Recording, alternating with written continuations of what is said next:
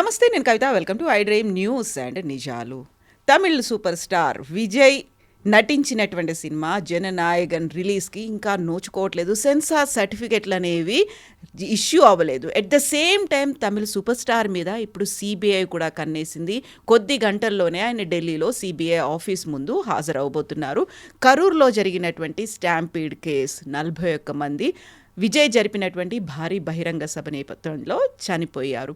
So ఒక cinema release అవ్వకుండా చూస్తున్నారు. ఆ తర్వాత సిబిఐ కేసు పెట్టింది. దీనికి ప్రధానంగా అక్కడ సీఎం స్టాలిన్తో పాటుగా సెంట్రల్లో ఉన్నటువంటి బీజేపీ కూడా విజయ్ ఎదుగుదలని అడ్డుకుంటున్నారు, ఆయన మీద రాజకీయ కక్ష పూరితంగానే కేసులు పెట్టారు అనేటువంటి వాదనలు ఎందుకు వినిపిస్తున్నాయి. మనతో పాటుగా ఉన్నారు సీనియర్ జర్నలిస్ట్ సురేష్ కొచ్చాదిల్ గారు. సార్ నమస్తే.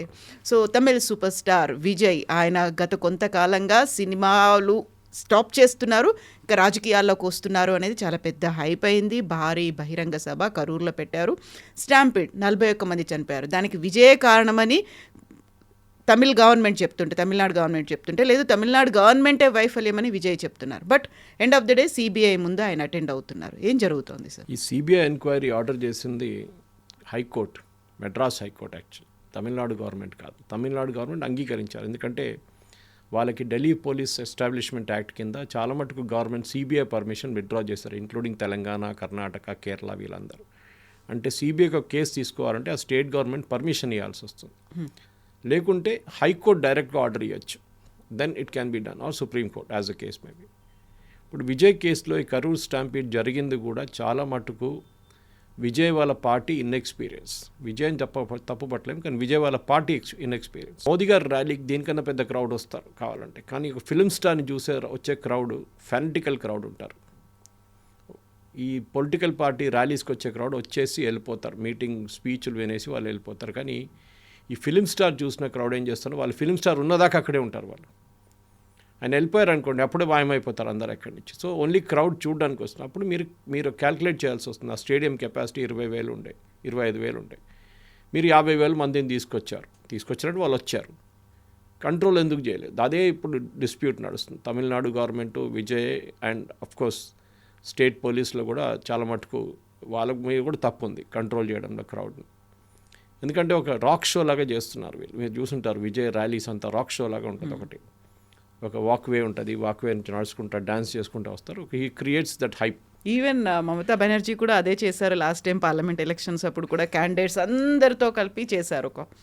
సో ఇప్పుడు ఎట్లా అయిపోయిందంటే పొలిటిక్స్ కూడా ఒక ఆర్ట్ ఆఫ్ ద పాసిబుల్ అయిపోయింది అనమాట. అందరూ కొత్త ఏం చెప్తారు థీమ్స్ తీసుకొస్తున్నారు పొలిటిక్స్లో. అది వాళ్ళది ఉంటుంది. ఫర్ ఎగ్జాంపుల్ వాజ్పేయి గారు ఈ ఎరాలో ఉంటే ఫ్లాప్ అయిపోతారు, అంటే మాట్లాడడంలో. ఎందుకంటే టెలివిజన్ ఎరాలో మీరు గ్యాప్ ఇవ్వకూడదు, కంటిన్యూస్గా ఓ క్యా హై కీ అని చెప్పేసి ఆపేస్తారు ఆయన. అది నడవదు ఇప్పుడు. సో పొలిటికల్ స్పీచ్ ఇస్తున్నప్పుడు కూడా కంటిన్యూస్గా మాట్లాడాల్సి వస్తుంది. మీకున్న 5 నిమిషాలు, 10 నిమిషాలు, 15 నిమిషాలు మీరు you have to maximize it. Anyway Tamil Nadu పాలిటిక్స్కి వస్తే కవిత గారు, చాలా మటుకు we can start from Karunanidhi నుంచి స్టార్ట్ అయినట్టు స్క్రిప్ట్ రైటర్గా ఆయన పైకి వచ్చిన తర్వాత he was not an actor, he was a script writer. పెద్ద సినిమాలు స్క్రిప్ట్ రాశారు. దాని తర్వాత ఆయన పాలిటిక్స్లో వచ్చారు. Of course his guru was Annadurai ముందు ఈ పెరియార్. సో ఆ లైనేజ్ ఉందన్నమాట. అది ఇక్కడ ప్రాబ్లం వీళ్ళకి ఎట్లా వచ్చిందంటే తమిళనాడు ఎర్లీ పాలిటిక్స్లో ఎంజి రామచంద్రన్ అని చెప్పి సిలోన్ నుంచి వచ్చిన ఒక మలయాళీ తమిళనాడు పాలిటిక్స్లో దిగారు. That to through Tamil movies. అప్పుడు అందరు అన్నారు ఫస్ట్ డిస్క్వాలిఫికేషన్ ఈయన లోకల్ తమిళియన్ కాదు, సిలోన్ నుంచి వచ్చేటప్పుడు సిలోన్, ఇప్పుడు శ్రీలంక. దాని తర్వాత వాళ్ళ ఫ్యామిలీ అంతా కేరళ వైపు నుంచి వాళ్ళు ఇట్లా సక్సీడ్ అవుతారు ఇక్కడ తమిళనాడు పాలిటిక్స్ అనగానే ఎంజీఆర్ ఒక కొత్త ఏం చెప్తారు ఒక నినాదం తీసుకొచ్చారు. ఎందుకంటే చాలా మటుకు ఏఐడిఎంకే అనే పార్టీ లేకుండే ముందు. ఇట్ వాజ్ డిఎంకే నుంచి స్ప్లిట్ అయి వచ్చిన పార్టీ ఆల్ ఇండియా అన్న ద్రావిడ మున్నీట కడగం. సో ఏఐడిఎంకే ఎంజీఆర్ గారు సక్సీడ్ అయ్యారు అండ్ సక్సీడెడ్ లైక్ క్రేజీ. అదే టైంలో మన ఇటువైపు వస్తే నందమూరి తారక రామారావు గారు కూడా ఇదే టైంలో తెలుగు ఆత్మగౌరవం అని చెప్పి ఆ రోజు బేగంపేట ఎయిర్పోర్ట్లో టంగుటూరి అంజయ్య గారిని రాజీవ్ గాంధీ గారు ఇన్సల్ట్ చేసినప్పుడు ఒక తెలుగు ఆత్మగౌరవాన్ని ముందుకు తీసుకొచ్చి ఒక కాన్సెప్ట్ తీసుకొచ్చారు. అటువైపు సినిమా క్రౌడ్. మూడో స్టేట్ మీరు కంపేర్ చేయాల్సింది కేరళ. కేరళలో మీకు ఫిలిం స్టార్లు పాలిటిక్స్లో ఎక్కువ కనిపించారు. The earliest film star wanted get into politics was Prem Nazir, who was Malayalam's equivalent అని చెప్పాలి నాగేశ్వరరావు గారు అని చెప్పొచ్చు. ఒక రొమాంటిక్ హీరో లాగా హీ వాజ్ వెరీ పాపులర్ ఉండే ఆయన. కానీ ఆ ఏ రోజు పాలిటిక్స్లో దిగారో, ఎలక్షన్ కాంటెస్ట్ చేశారో, డిపాజిట్ పోయింది ఆయనకి. Okay, he never succeeded. So అక్కడున్న ఆడియన్స్కి సినిమాతో సంబంధం లేదు. మీరు పాలిటిక్స్లో ఉంటే పాలిటిక్స్లో ఉండండి. అఫ్ కోర్స్ కొంతమంది ఉన్నారు, గణేష్ కుమార్ ఉన్నారు ఇప్పుడున్న సిపిఎం గవర్నమెంట్లో ట్రాన్స్పోర్ట్ మినిస్టర్గా, హీఈస్ ఎక్స్ ఫిలిం స్టార్. అది కాకుండా ముఖేష్ ఉన్నారు, he is also ex film star. అట్లా చెప్పొచ్చు. వెరీ రీసెంట్గా సురేష్ గోపి సెంట్రల్ మినిస్టర్గా ఉన్న సురేష్ గోపి, వీళ్ళందరూ పాలిటిక్స్ అని కాదు, సురేష్ గోపి గెలిచిన దానికి ఒక కారణం చాలా ఉన్నాయి అక్కడ. One was the Christian vote in Thrissur town. ఇంకోటి అంటే ఈ was considered very close to Modi గారు వచ్చి వాళ్ళ కూతురు క్యాంపెయిన్ ఒకటే కాదు, ఆయన కన్యాదానం చేశారు వాళ్ళ కూతురికి. సురేష్ గోపి గారి కూతురు పెళ్లిలో మోదీ డిడ్ కన్యాదానం. సో అది ఒక పెద్ద క్లోజ్నెస్ కనిపిస్తుంది అన్నమాట. ఇప్పుడు 3 స్టేట్స్ మనం కంపేర్ చేస్తాం. అదే టైంలో మీరు నార్త్లో చూడండి, పెద్ద పెద్ద ఫిల్మ్ స్టార్స్ ఎక్కడ పాలిటిక్స్లో రాలేదు. భోజ్పురి వైపు కొంతమంది ఉన్నారు, కానీ టువర్డ్స్ ముంబై సైడ్లో ఎవరు ఎక్కువ లేరు. సంజయ్ దత్ వాళ్ళు ట్రై చేశారు, ఆ ఫ్యామిలీ దత్ ఫ్యామిలీ మొత్తం ట్రై చేశారు, కానీ వాళ్ళు కూడా సక్సీడ్ కాలేదు ఎక్కువ. ఇదే టైంలో తమిళనాడులో ఉన్న ఫెనటిసిజం అంటాం మనం, అంటే ఫిలిం స్టార్స్ని చూసి ఓట్లు వేయడం. ఎంజీఆర్ గారు పోయిన తర్వాత ఆయన సక్సెసర్గా జయలలితని నామినేట్ చేశారు వెళ్ళే ముందు. కో స్టార్ ఉండే, ఆయనతో చాలా సినిమాలు నటించింది ఆమె. She is again not technically from Tamil Nadu, ఒక బ్రాహ్మిన్ ఫ్రమ్ మైసూర్. ఇక్కడేమో ద్రవిడియన్ పాలిటిక్స్లో బ్రాహ్మిన్స్ అంటే అసలు పడదు. అప్పుడు కూడా జయలలిత ఒక లీడర్గా వచ్చింది. అండ్ జయలలిత డిఫరెన్స్ ఏంటంటే ఆమె అడ్మినిస్ట్రేటివ్ కెపాసిటీ ఎక్కువ ఉండే, ఎంజీఆర్ కన్నా ఎక్కువ ఉండే అనమాట. So she proved herself that I can do excellent administration. ఎక్కువ ఆమెకు ఉన్న తప్పులు ఆమెకు ఉండే. శశికళని తీసుకురావడము అది ఒక కాంట్రవర్సీగా జరిగింది చాలా మటుకు. శశికళ కరప్షన్ కేసెస్ని ఆమె ఎక్కువ పట్టించుకోలేదు. దాని తర్వాత her health deteriorated and she passed. National politics కూడా ఆమె చాలా మటుకు అలయన్స్ రోల్స్లో ప్లే చేసింది. ఇప్పుడు విజయ్ దగ్గరికి వచ్చిన ప్రాబ్లం ఎక్కడ వచ్చిందంటే 2 స్ట్రాంగ్ పార్టీస్ తమిళనాడులో ఉన్నారు, ఒకటి డిఎంకే, ఒకటి ఏఐడిఎంకే. వీళ్ళిద్దరికి ద్రవిడియన్ పాలిటిక్స్లోనే ద్రవిడియన్ ఓట్సే వస్తుంది, విచ్ ఇస్ తమిళనాడులో ఒక 60% అని పెట్టుకోవచ్చు ద్రవిడియన్ ఓట్స్. అంటే వాళ్ళు హిందువులు, కానీ they don't believe in Hindu concept, దేవుళ్ళని పట్టించుకోరు, అన్నీ చేస్తారు. అట్లాంటి ఒక సెక్షన్ ఉందన్నమాట, చాలా పెద్ద సెక్షన్. ఇప్పుడు దాకా ఈ 2 పార్టీలే దీని మీద ఆడుకున్నారు. మూడో పార్టీ వచ్చారు, which is Vijay's party. Vijay కూడా ఇదే ఆడియన్స్ని అపీల్ చేస్తున్నారు. ఆయనకి మీరు ఆయన స్పీచ్లు వింటే కూడా ఈ వాజ్ టోటలీ ప్రో ద్రవిడియన్. ఇప్పుడు స్టాలిన్కి భయం ఏంటంటే ఆయన ఓట్లు ఏఐడిఎంకి తీసుకెళ్తారని కాదు, విజయ్ తీసుకెళ్తారని. స్ప్లిట్ అయిపోతాయి అంత. ఎందుకంటే పార్టీ మిషనరీ కావాలి మీకు, ఆ టైం పడుతుంది. ఏదో ఇన్స్టెంట్గా మీరు డబ్బులు పెడితే చాలామంది వచ్చి మిమ్మల్ని మీతో ఉంటారంటే వాళ్ళు ఏ రోజు ఆ డబ్బులు అయిపోతుంది ఆ రోజు మాయమైపోతారు వాళ్ళు. పార్టీ అపరేటస్ బిల్డ్ చేయాలి. సో ఆయన సెంగోటేన్ లాంటి వాళ్ళని తీసుకొచ్చారు, who have experience in politics. కానీ వాళ్ళు కూడా ఇంత జల్దీ చేయలేరు, వాళ్ళ టైం పడుతుంది. Maybe by next election Vijay will have sufficient machinery. కానీ ఇప్పుడేం చేస్తారు, ఇప్పుడున్న సర్వేలు కూడా చూస్తే మీరు విజయ్కి 6 నుంచి 8% ఓట్లు వస్తుంది, టోటల్ 6 to 8%. ఇప్పుడు తమిళనాడు పాలిటిక్స్లో ఈ డిఎంకే ఓట్లే దీంట్లో పోతుంది, దాంట్లో చాలా క్లియర్. ఏఐడిఎంకేకి సెకండరీ థ్రెట్ ఉంది, ప్రైమరీ థ్రెట్ ఇస్ డిఎంకే. దానికోసం కరూర్ ట్రాజడీ జరిగినప్పుడు ఇమ్మీడియట్గా అగ్రెసివ్గా ముందుకు వచ్చింది DMK, that Vijay should be taken, CBI enquiry order చేయడము. లేకుంటే స్టేట్ పోలీస్ ఎంక్వైరీ నడుస్తుంది కదా, లేదు సిబిఐని ఎంక్వైరీ చేయాలి. దాని తర్వాత ఇప్పుడు లేటెస్ట్ కాంట్రవర్సీ ఆయన సినిమా. అయితే ఈ మధ్య కాలంలోనే రజనీకాంత్ ఆయన సినిమాలు వదులుకొని పార్టీ పెట్టాలి, దేవుడు ఆదేశిస్తే నేను పార్టీ పెడతానన్నారు, దేవుడు ఆశీర్వాదం లేదు పార్టీ పెట్టలేదన్నారు. బట్ కమల్ హాసన్ కూడా ఆయనకంటూ ఒక పార్టీ పెట్టుకొని వచ్చారు, but he could not succeed. అంతకుముందు విజయకాంత్ ఉన్నారు, ఆయన కూడా పార్టీ పెట్టుకున్నారు, ఆయన కూడా ప్రతి చోట కంటెస్ట్ చేశారు, బట్ అక్కడ కూడా ఆయనకు సక్సెస్ అనేది కనిపించలేదు. బట్ విజయ్ అనగానే ఒక భయపడుతున్నారు అనేటువంటి ఒక భావన, విజయ్కు ఉన్నటువంటి మాస్ అప్పీలింగ్, ఆ క్రౌడ్ చూసిన తర్వాత ఒక థ్రెట్ ఫీల్ అవుతున్నారు రాబోయేటువంటి ఎలక్షన్స్లో. అందుకోసమే అక్కడ బీజేపీ, ఇక్కడ స్టాలిన్. ఐ థింక్ బీజేపీకి ఎక్కువ థ్రెట్ లేదు, బీజేపీ ఈజ్ యాక్చువల్లీ హ్యాపీ. ఎందుకు విజయ్? ఎందుకంటే వాళ్ళ ఓటు పోట్లేదు కదా, డిఎంకే ఓట్లు స్ప్లిట్ అవుతుంది. డిఎంకేకి యాంటీ ఇన్కంబెన్సీ ఓటు కాదు మనం మాట్లాడేది, ప్రో ఇన్కంబెన్సీ ఓటు. అంటే డిఎంకే ఓట్లు 6% నుంచి 8% తీసుకెళ్తే బెనిఫిట్ ఏఐడిఎంకేకి అవుతుంది. ఏఐడిఎంకేతో అలయన్స్లో ఉన్నారు ఎవరు? బీజేపీ. బీజేపీకి వచ్చే 15%, 12%, 13% ఓటు వాళ్ళకు ఉంది. ప్లస్ ఏఐడిఎంకే అలయన్స్లో ఉన్న ఓటు కొంచెం ట్రాన్స్ఫర్ అయితే ఇంకొక 10%, 24 నుంచి 25 వస్తుంది. సో ఇప్పుడు ఏఐడిఎంకే కంటే బీజేపీకి ఎక్కువ ఓట్ పర్సెంటేజ్ ఉందా? కాదు, ఏఐడిఎంకేకి ఉంది, కానీ ఈక్వల్ ఉంది ఇద్దరు కలిసి పోటీ చేయలేదు లాస్ట్ టైం. అది చేసిన పెద్ద మిస్టేక్. అది సపరేట్గా పోటీ చేస్తారు లోక్సభ ఎలక్షన్లో. దానికి రిజల్ట్ బయటకు వచ్చింది క్లియర్గా. ఇప్పుడు ఎట్లా అయిపోయిందంటే స్టాలిన్ థ్రెట్ ఎక్కడి నుంచి అనిపించిందో స్టాలిన్కి విజయ్ దగ్గర నుంచి థ్రెట్ వస్తుంది. విజయ్ 8% కానీ ఎక్కువ తీసుకెళ్ళిపోతే 10 నుంచి 11% తీసుకెళ్తే that is where the threat will come. ఎందుకంటే ఏఐడిఎంకే 3-4 డిస్ట్రిక్ట్స్లో చాలా స్ట్రాంగ్గా ఉన్నారు. బీజేపీ ఏమో కోయంబత్తూరు వైపు దే ఆర్ స్ట్రాంగ్. ఇప్పుడు నా అంచనా ప్రకారం తమిళనాడు ఎలక్షన్లో ఒక సర్ప్రైజ్ ఎలిమెంట్ రావబోతుంది. Will be Pawan Kalyan. Pawan Kalyan party, Janasena party BJP ఏఐడిఎంకేతో పొత్తు పెట్టుకొని నార్దర్న్ తమిళనాడులో పోటీ చేస్తే, అంటే డిస్ట్రిక్ట్స్ బార్డరింగ్ ఆంధ్రప్రదేశ్, చిత్తూరు వైపు కానీ నెల్లూరు వైపు నుంచి పోటీ చేస్తే, అక్కడున్న ఈవెన్ మెడ్రాస్లో కూడా, చెన్నైలో కూడా పోటీ చేస్తే చాలా మటుకు Pawan Kalyan will be able to draw a lot of votes. అది పెద్దగా అడ్వాంటేజ్ వస్తుంది. సో మేము అందరు విజయ్ గురించి మాట్లాడుతున్నాం, పవన్ కళ్యాణ్ మర్చిపోతున్నాం. మనం ఒక opposite one film star versus another film star అనే కాన్సెప్ట్ తీసుకొని వస్తున్నారు ఇప్పుడు. ఎందుకంటే మనం ఇప్పుడు హైదరాబాద్లో చూస్తున్నాం. అది తెలంగాణలో ఇప్పుడు దాకా పవన్ కళ్యాణ్ గారి పార్టీ అంత పెద్ద ఇంపాక్ట్ ఏం క్రియేట్ చేయలేదు. సడన్గా ఇప్పుడు ఇవాళ పేపర్లు కూడా వచ్చింది that Pawan Kalyan party, Janasena party తెలంగాణలో ఇప్పుడు జరగబోయే జిహెచ్ఎంసీ ఎలక్షన్స్లో పోటీ చేయబోతున్నారు. గతంలో బీజేపీకి సపోర్ట్ ఇచ్చారు. ఈసారి దాని కాకుండా ఇంకా మున్సిపాలిటీలు ఉన్నాయి, మున్సిపల్ కార్పొరేషన్స్ ఉన్నాయి జిహెచ్ఎంసీ కాకుండా, దాంట్లో కూడా పోటీ చేస్తారు. మొత్తం ఆయన కాడర్ బిల్డప్ చేస్తున్నారని చెప్పారు. చూడండి, ఆయన కూడా 2 టర్మ్స్ తీసుకున్నారు. 2 టర్మ్స్ తీసుకున్న తర్వాతనే పోటీ చేస్తున్నారు. ఇప్పుడు దీనికన్నా ముందు చేశారు కుకట్పల్లి వైపు, అటువైపుని, కానీ అసెంబ్లీ ఎలక్షన్ రాలేదు, ఎక్కువ ఓటు రాలేదు వాళ్ళకి. కానీ ఈసారి మార్పు తమిళనాడులో నా సర్ప్రైజ్ ఒక ట్రంప్ కార్డ్ అంటే బీజేపీ దింపబోతుంది పవన్ కళ్యాణ్ గారిని. పవన్ కళ్యాణ్ పార్టీ గారు పవన్ కళ్యాణ్ వాళ్ళ పార్టీ పోటీ చేస్తే డెఫినెట్గా నార్దర్న్ తమిళనాడులో ఇంపాక్ట్ క్రియేట్ చేయొచ్చు.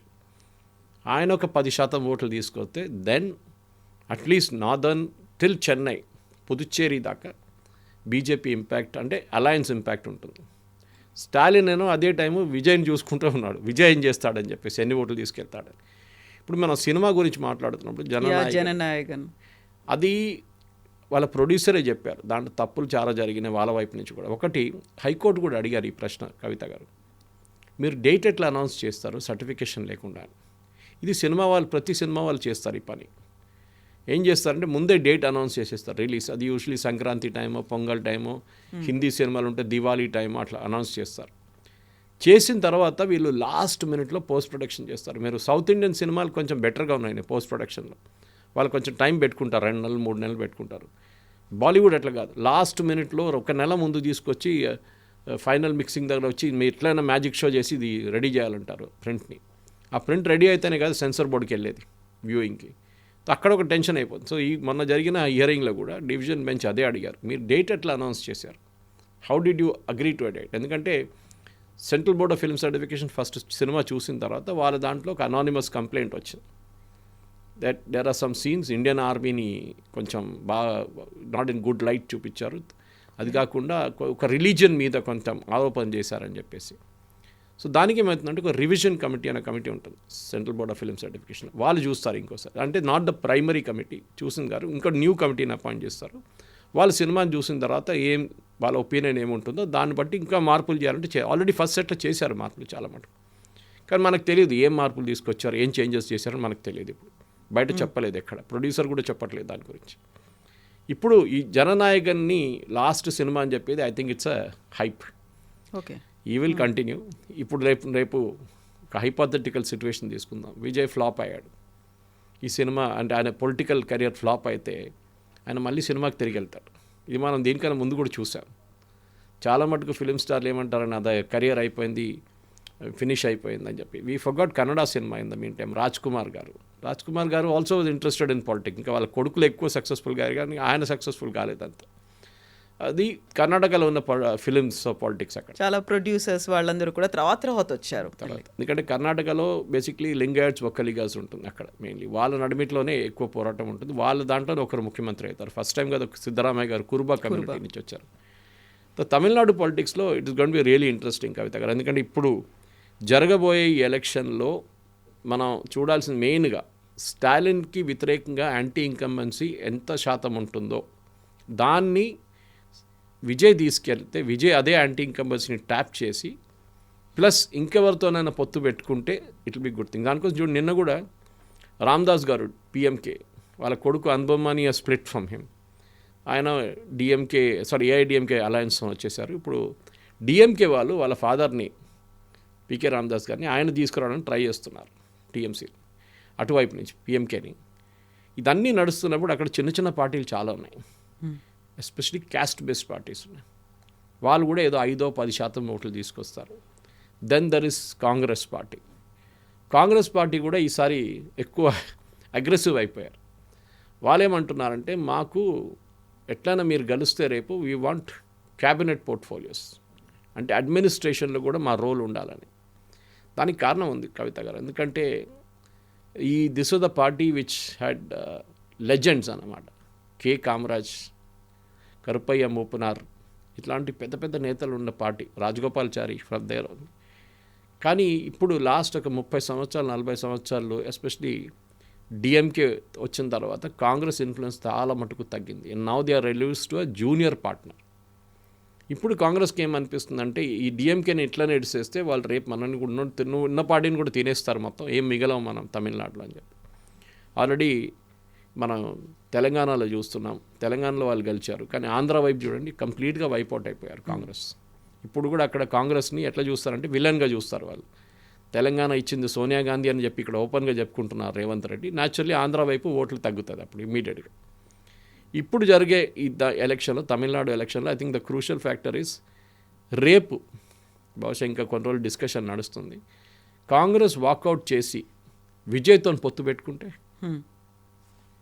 కాంగ్రెస్ ఎమర్జ్ అవ్వచ్చు. ఎక్కువ పర్సంటేజ్ లేదు కాంగ్రెస్కి అక్కడ వచ్చే ఓట్లు ఓన్లీ ముస్లిమ్స్ నుంచి వస్తుంది.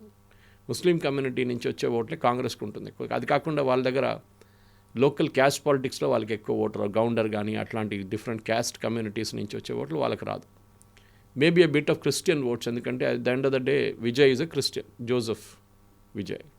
సో క్రిస్టియన్ ఓట్స్ చాలా మటుకు కన్వర్టెడ్ క్రిస్టియన్స్ ఉన్నారు, వాళ్ళ వైపు నుంచి కూడా ఓట్స్ రావచ్చు. The Muslims and converted Christian plus Congress votes plus Vijay ఒక 22-23% తీసుకొస్తే then it can be game changer. అది ఎవరు ఓట్లు పోతుంది? మళ్ళీ డిఎంకే ఓట్లు పోతుంది. It is not AIADMK votes. So ఈ యొక్క ఎందుకంటే మనం లాస్ట్ ఎలక్షన్ చూసాం, that was the first election DMK Jayalalithaa లేకుండా పోటీ చేశారు. జయలలిత కాదు, నోన్ టాల్ లీడర్. వాళ్ళ దాంట్లోనే ఇంటర్నల్ పాలిటిక్స్లో పన్నీర్ సెల్వం అండ్ పళనిస్వామి ఇద్దరు కొట్టుకుని వాళ్ళు శశికళ కూడా దూరారు, దాన్ని దూరారు. సో వీళ్ళందరూ కలిసి ఆ పార్టీని మొత్తం అటాచ్ చేసి పడేశారు లాస్ట్ ఎలక్షన్లో. అట్లా ఈసారి శశికళని బయట పెట్టారు, పన్నీర్ సెల్వం పంపించారు. Paneer Selvam is now going to join the DMK alliance.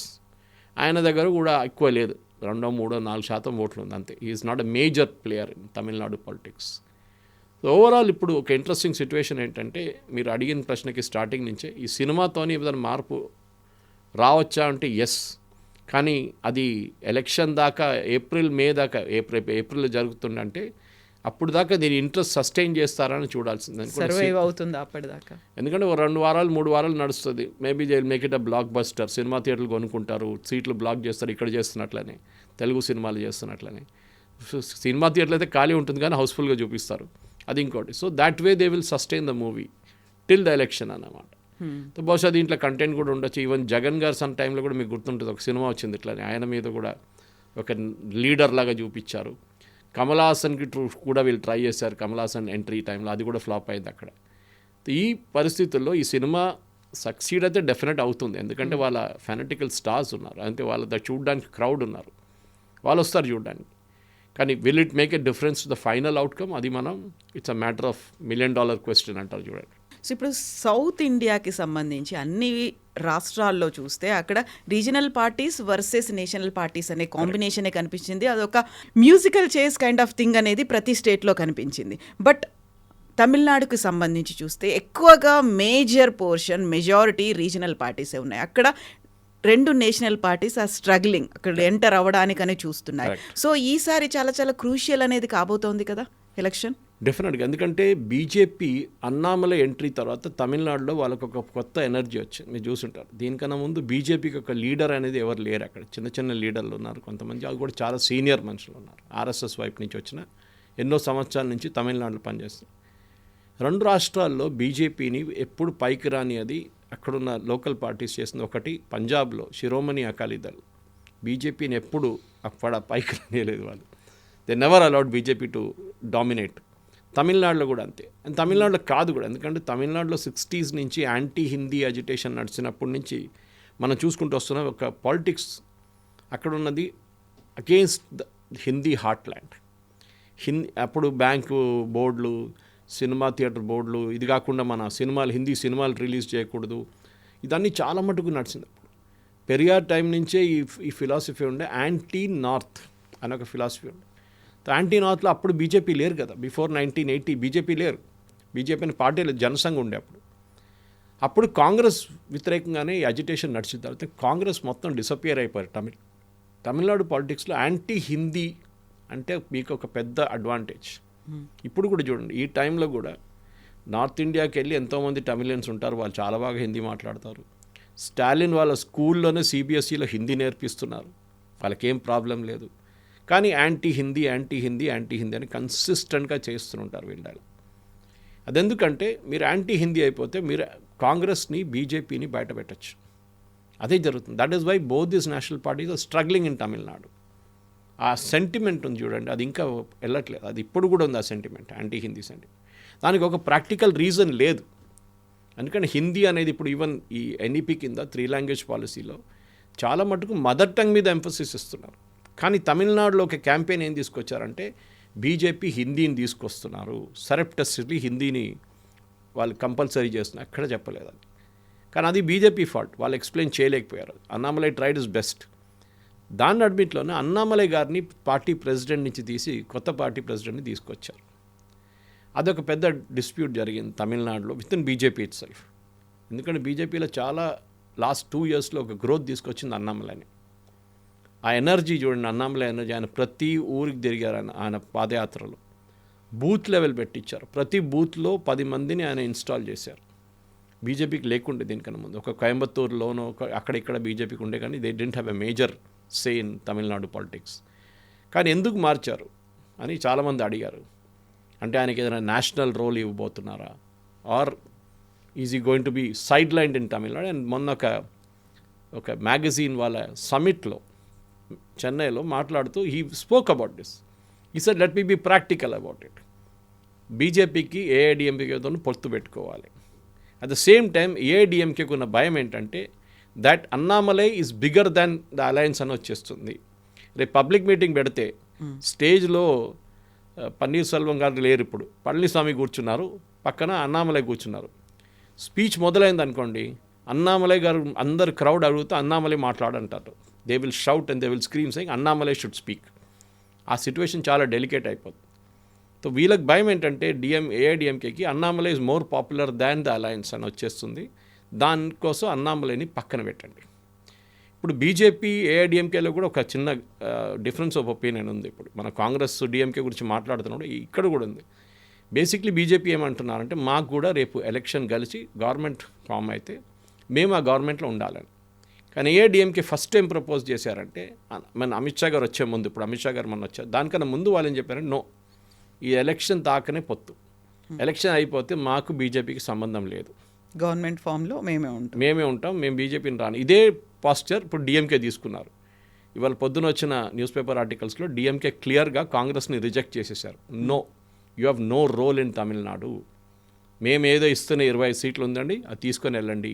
Congress ముందు 38 అడిగారు, స్టాలిన్ ఏమో 35 ఆఫర్ చేశారంటున్నారు. మేము ఇవ్వకపోతే మేము 25లతో సెటిల్డ్ అయిపోతామని కాంగ్రెస్ వైపు నుంచి కాంచన. అది కాంగ్రెస్కి లేదు, అక్కడ కాంగ్రెస్కి అస్సలు ఏ హోల్డ్ లేదు తమిళనాడులో. ఇదేమైనా ఓట్లు దొరికితే డిఎంకే ఓట్లతోనే వాళ్ళు గెలుస్తున్నారు. అదర్వైజ్ దే హ్యావ్ నో, ఇప్పుడు ఉన్న ఫుటింగ్ లేదు తమిళనాడులో. ముందున్న 60 సంవత్సరాల ముందు 50 సంవత్సరాల ముందున్న హోల్డ్ ఇప్పుడు లేదు తమిళనాడులో.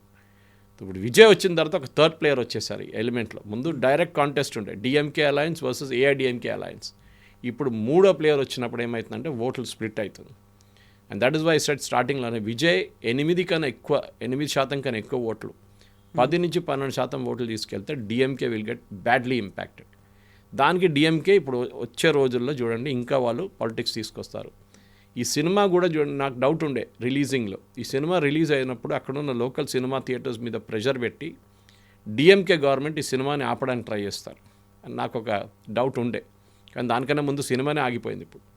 కానీ ఇప్పుడు రిలీజ్ అయితే కూడా రేపు ఇప్పుడు బహుశా ఇప్పుడు జనవరి ఎండింగ్ ఫిబ్రవరి ఫస్ట్ వీక్లో రిలీజ్ అయింది అనుకోండి, ఒకటి ఇంపాక్ట్ పోతుంది. పొంగల్లో ఉన్న ఇంపాక్ట్ ఉండదు. కానీ still even if there is no impact, Stalin will ensure that cinema థియేటర్లో ఈ సినిమా నడవకూడదు, దాన్ని ఎక్కడ కావాలంటే అక్కడ ఆపేస్తారు. బట్ ఆల్రెడీ ఆడియన్స్ ఏంటంటే వాళ్ళు అనుకున్నటువంటి ఫాలోవర్స్, ఫ్యాన్స్ టికెట్స్ అన్నీ కొనుక్కున్నారు, మొత్తం అంతా కంప్లీట్గా సోల్డ్ అవుట్ అయిపోయాయి అనేది. కవిత గారు, ఈ సోల్డ్ అవుట్ అనేది కాన్సెప్ట్ మీరు bookmyshow.comకి వెళ్ళండి, అక్కడ మీకు టికెట్లు కనిపిస్తాయి. ఇంకా ఈ కొనుక్కోవడం అనేది కాన్సెప్ట్ ఇప్పుడు లేదు. ఏం చేస్తారంటే ప్రొడ్యూసర్ వాళ్ళ ఫ్యాన్స్ అసోసియేషన్ ఉంటుంది, అది అన్ని స్టేట్స్లో.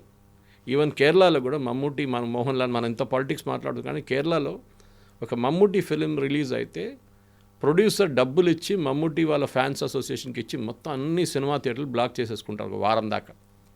పబ్లిక్ ఒక 10% టికెట్లు పెడతారు పక్కన, 10 నుంచి 20% టికెట్లు బుక్ మై షో. ఎందుకంటే దీనికన్నా ముందు ఒక హైకోర్టు ఆర్డర్ ఉండే that you cannot do block booking అని చెప్పేసి. మీరు 100 సీట్లు 200 సీట్లు బ్లాక్ చేయలేరు, you should offer it to the public అనే డెమోక్రటిక్ మేనర్ అని. ఇప్పుడు అక్కడ కూడా నడుస్తుంది. సో అదే కాన్సెప్ట్ తెలుగు సినిమాలో కూడా ఉంది. ఓపెన్గా చెప్పారు చాలామంది ప్రొడ్యూసర్స్, మేము మొత్తం థియేటర్ కొనుక్కున్నాం, హౌస్ఫుల్ అంటారు. మీరు అక్కడ వెళ్ళి చూస్తే సినిమా థియేటర్లో 10 మంది కూడా ఉండరు. ఎందుకంటే he wants to show is a house full. అండ్ అక్కడే చాలా మటుకు బ్లాక్ మనీ వైట్గా కన్వర్ట్ అవుతుంది కూడా చాలా. ఇది కూడా అంతే. సో అందరు కొనుక్కున్నారు థియేటర్ అంటే డెఫినెట్లీ వాళ్ళ ఫ్యాన్స్ అసోసియేషన్ ఉంటుంది. రేపు వాళ్ళు పాలు పోస్తారు, రేపు తేనె పోస్తారు, అన్నీ చేస్తారు వాళ్ళు. గార్లాండ్ వేస్తారు పోస్టర్కి, మొత్తం పనులన్నీ చేస్తారు వాళ్ళు. ఫ్యాన్స్ అసోసియేషన్ పనే అది. కొంతమంది health care related, education related పనులు చేస్తారు, కానీ 99% ఫ్యాన్స్ అసోసియేషన్ మీరు చూస్తే వాళ్ళ పని ఇది. ఇది ఫిలిం స్టార్ సినిమా వస్తుంది అనుకుంటే మొత్తం లైన్ కట్టేస్తారు అక్కడ. ఇప్పుడు మీరు అనుకుంటారు విజయ్ లేకుంటే తమిళ్లో మిగతా ఉన్న ఫిలిం స్టార్స్కి అపీల్ తమిళనాడులో ఉందనుకుంటారు మీరు. కాదు, ఇట్ గోస్ టు ఈవెన్ కేరళలో ఉన్న చాలా మటుకు థియేటర్స్లో మీరు ఇట్లాంటి సినిమాలు వచ్చినప్పుడు, తమిళ సినిమాలు, మలయాళం సినిమాని పక్కన పెట్టి తమిళ సినిమాని పెడతారు వాళ్ళు. అట్లాంటి అది కూడా ఉంది అక్కడ, ఇంపాక్ట్ ఉందన్నమాట. నేను మొన్న వెళ్ళినప్పుడు చూసాను, బెంగాలీ సినిమా నడుస్తుంది మా ఊరు పక్కన ఒక ఊరిలో. బెంగాలీ సినిమా ఎవరండి అంటే అనుకుంటే అక్కడ బెంగాలీ వాళ్ళు చాలామంది ఉన్నారు పనిచేసేటోళ్ళు, వాళ్ళ కోసం పెట్టారన్నమాట. భోజ్పురి సినిమాలు నడుస్తున్నాయి. So the entire concept has changed.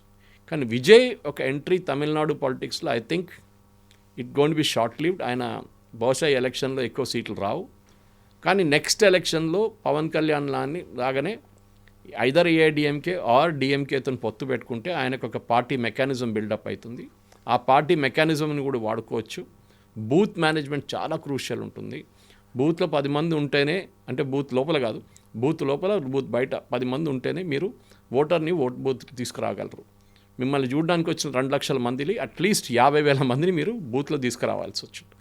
ఆ కెపాసిటీ మీకు ఉండాలి. విజయ్ కూడా ఆ time he has to bide his time. ఏదో ఇది ఇన్స్టెంట్ నూడిల్స్ కాదు, వేసిన తర్వాత 2 నిమిషాల్లో మేము లీడర్ అయిపోతామండి అట్లంటే చాలామంది ఉన్నారు మన దేశంలో who can become leaders overnight. కాదు, టైం పడుతుంది. You have to wait for it. అది మెయిన్ లెసన్ అన్నమాట. Yes sir, thank you so much sir. Thank you.